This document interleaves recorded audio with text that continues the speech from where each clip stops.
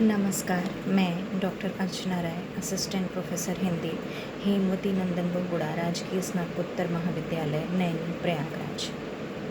आज के मेरे इस व्याख्यान का विषय है नेट एग्ज़ाम, विस्तृत सिलेबस और इसका पैटर्न। आइए इसको विस्तार से समझते हैं। इसके पहले के व्याख्यान में हमने बताया था आपको कि नेट एग्ज़ाम क्वालिफाई करने से आपको कैरियर से संबंधित किस तरह के अवसर मिलते हैं, और इसके बाद इस व्याख्यान में हम चर्चा करते हैं नेट एग्ज़ाम के विस्तृत सिलेबस और इस एग्ज़ाम के पैटर्न के बारे में। तो आइए इसको समझते हैं। नेट यानी नेशनल एलिजिबिलिटी टेस्ट या राष्ट्रीय पात्रता परीक्षा। जैसा कि आपको पता है कि नेशनल एलिजिबिलिटी टेस्ट क्या है। नेशनल एलिजिबिलिटी टेस्ट यानी राष्ट्रीय पात्रता परीक्षा। इस एग्ज़ाम को पास कर लेने पर हम किसी भी तरह के विश्वविद्यालय या महाविद्यालय में असिस्टेंट प्रोफेसर का फॉर्म भरने के लिए एलिजिबल हो जाते हैं। आइए हम चर्चा करते हैं अब इस एग्ज़ाम के सिलेबस पर। इस एग्ज़ाम में 2 पेपर होते हैं और दोनों ही पेपर में ऑब्जेक्टिव क्वेश्चन या वस्तुनिष्ठ प्रश्न होते हैं, जिनमें से हमको सर्वश्रेष्ठ विकल्प का चयन करना होता है।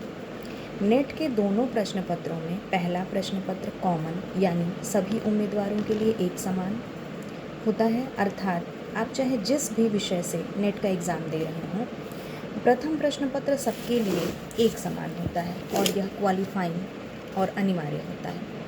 प्रथम प्रश्न पत्र में कुल 50 बहुविकल्पीय या ऑब्जेक्टिव क्वेश्चन होते हैं। प्रथम प्रश्न पत्र के सिलेबस के लिए यूजीसी ने कुल 10 यूनिट्स निर्धारित की हैं और प्रत्येक यूनिट से 5 प्रश्न पूछे जाने की व्यवस्था की है। प्रथम प्रश्न के विस्तृत सिलेबस पर आइए हम विस्तार से चर्चा करते हैं।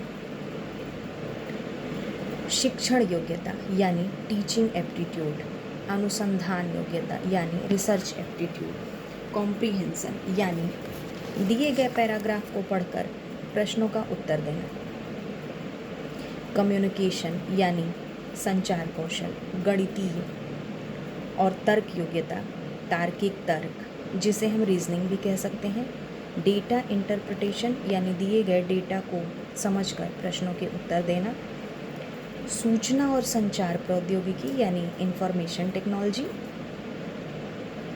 तथा मनुष्य विकास और पर्यावरण जिसमें पर्यावरण की सामान्य समझ, और अंतिम यूनिट है उच्च शिक्षा प्रणाली यानी उच्च शिक्षा से संबंधित विषयों की जानकारी। ये कुल 10 यूनिट्स हैं जिनसे यूजीसी के नेट एग्ज़ाम के फर्स्ट पेपर में प्रश्न पूछे जाते हैं। इन टॉपिक्स की सामान्य समझ होना प्रत्येक अभ्यर्थी के लिए आवश्यक है।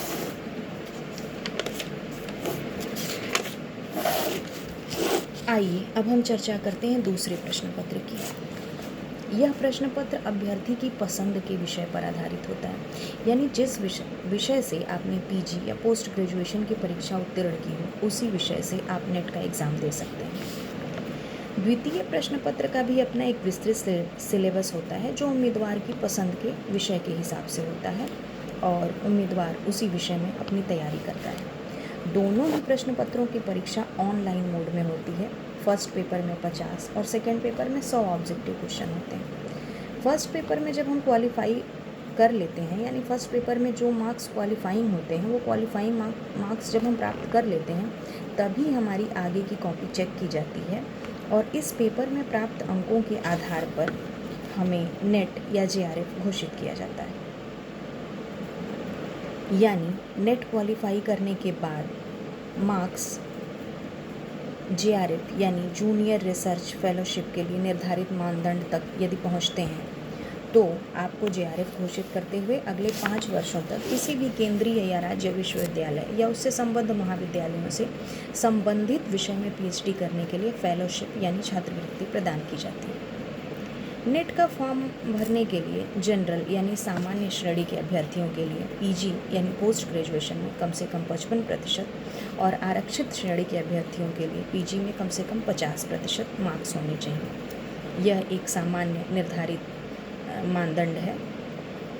तो यह तो थी नेट एग्ज़ाम से संबंधित कुछ महत्वपूर्ण जानकारी, और इसके बाद अगले व्याख्यान में मैं चर्चा करूँगी हिंदी विषय से नेट एग्ज़ाम की तैयारी कैसे करें। यानी हिंदी विषय जिन अभ्यर्थियों ने लिया है पोस्ट ग्रेजुएशन में, वो अभ्यर्थी नेट के एग्ज़ाम के विस्तृत सिलेबस के बारे में जान सकेंगे, और हिंदी विषय से नेट एग्ज़ाम की तैयारी कैसे करें और कैसे इसे क्वालिफाई करें, ये मैं अगले व्याख्यान में बताऊँगी। तब तक के लिए धन्यवाद।